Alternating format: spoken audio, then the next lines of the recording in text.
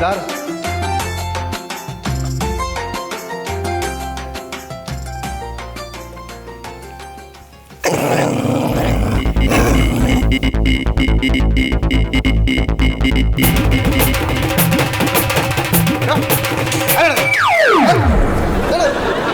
എന്താ കാണിക്കണേ?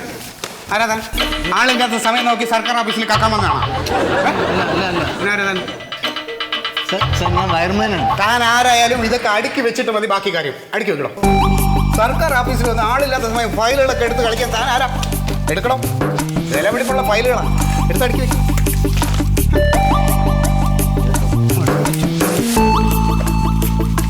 ഇതൊക്കെ പിന്നെ ആരെടുക്കണം?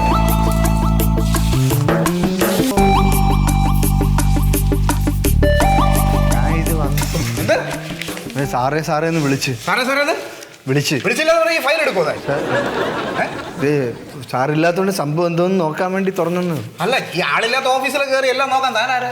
ഇന്റലിജൻസാ? ഞാൻ വയർമാനാണ്. താൻ വയർമാനാണ് എങ്കിൽ ലൈസൻസ് എടുക്കും. ലൈസൻസ് എടുക്കാനാണ് വന്നത്. ലൈസൻസ് ഇല്ലാത്ത താൻ വയർമാനാണെന്ന് ആരാ പറഞ്ഞേ? റേഷൻ കാർഡും തിരിച്ചറിയൽ കാർഡും ഉണ്ട് സാർ. എവിടെ? ഇത് തിരിച്ചറിയൽ കാർഡിന്റെ ഫോട്ടോ കോപ്പി അല്ല, ഒറിജിനൽ വേണം. ഇത് ഒറിജിനലാണ് സാർ. എന്നിട്ട് അതൊന്നും കാണാൻ പറ്റുന്നില്ലല്ലോ. ഞാൻ വെയിലത്ത് നിന്ന് എടുത്തോണ്ട് കറുത്തു പോയതാണ്. ഓ, ഇല്ലെങ്കിൽ കാണാൻ പറ്റിയാണ്. ഞാൻ ഏതൊരു പഠിച്ചു? 8.5.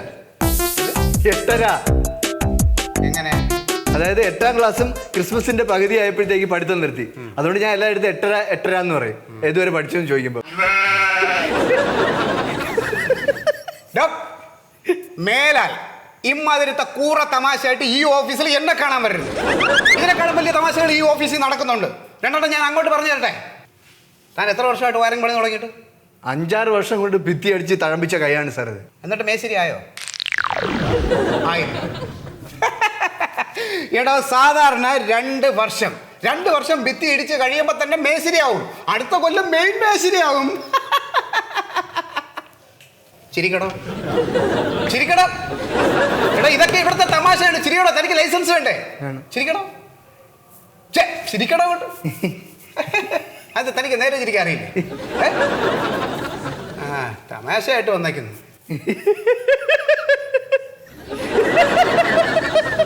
നിർത്തണോ? ഞാൻ തമാശ പറയുമ്പോ ചിരിച്ചാ മതി. ആസ്ഥാനത്ത് ചിരിക്കണ്ട.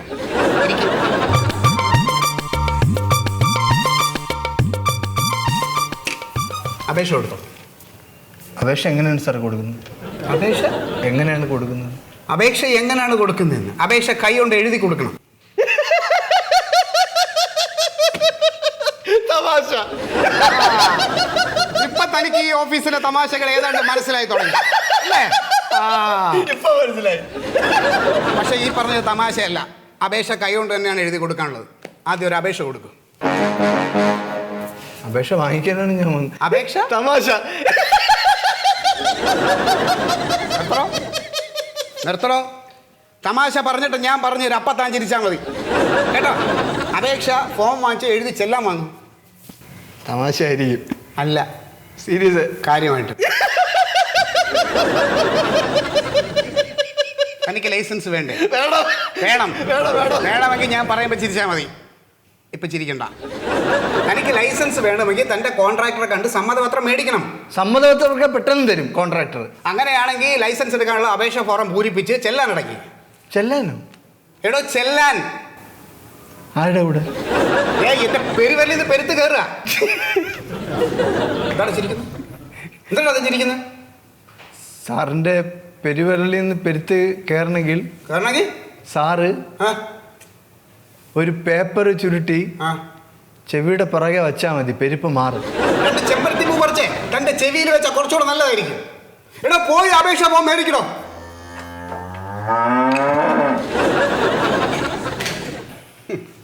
വയർമാനാണ് പോലും. ഇയാളൊക്കെ വയറിങ് ചെയ്താൽ വീട്ടുകാരുടെ അവസ്ഥ എന്താവും? സാറേ, കോൺട്രാക്ടറുടെ ഒപ്പ് ഞാൻ ഇട്ടുതരാം. അയാൾക്ക് എഴുത്ത് വായനയെന്ന് പറഞ്ഞുകൂടാ. പള്ളിക്കൂടത്തിൽ പോയിട്ടില്ല. അയാൾ വയറിങ്ങിൻ്റെ ലിസ്റ്റൊക്കെ പറഞ്ഞു തരുമ്പോൾ ഞാനാണ് എഴുതിയെടുക്കണേ. ഒരു പ്രാവശ്യം അയാൾ വയറെന്ന് എഴുതിയപ്പോൾ പയറെന്നായിപ്പോയി. അല്ലേ, അന്നുമല്ല അയാളെ പയർ സത്യശീലൻ എന്നാണ് വിളിക്കുന്നത്. താൻ പോയി തൻ്റെ കോൺട്രാക്ടർ സത്യശീലനോട് ഉടനെ ഒന്ന് കോയ സാറിനെ കാണാൻ പറ. സാറാണോ കോയ സാർ? എടോ, ഞാനല്ല. അപ്പുറത്തെ ക്യാബിനിൽ താടി വളർത്തിയ ഒരു സാർ ഇരിപ്പുണ്ട്. അതാണ് കോയ സാർ. താടി വളർത്തിയ സ്വാമിയല്ലേ? എടോ, സ്വാമി സന്യാസി ഒന്നും അല്ല. ഇവിടുത്തെ ഇലക്ട്രിക്കൽ ഇൻസ്പെക്ടറാ. പോയിട്ട് സത്യശീലനെ വന്ന് സാറിനെ കാണാൻ പറയും. പിന്നെ ഇനി മേലാൽ ഈ ഓഫീസിൽ വരുമ്പോൾ കൂറ തമാശകളുമായിട്ട് വരരുത്, പ്രത്യേകിച്ച് എൻ്റെ അടുത്ത്.